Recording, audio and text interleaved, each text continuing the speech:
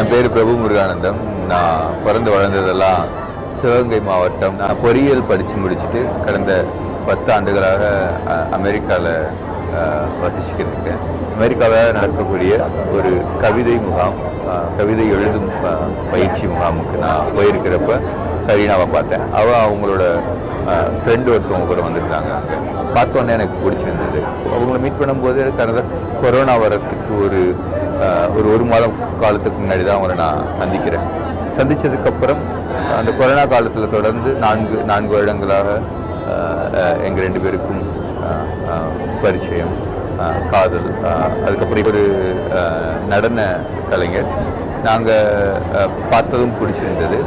அதுக்கப்புறம் நான் வீட்டில் கேட்டேன், கல்யாணம் பண்ணிக்கிறதுக்கு ஒத்துக்கிட்டாங்க. ஸோ இப்போ நாங்கள் திருமணம் நடந்திருக்கு.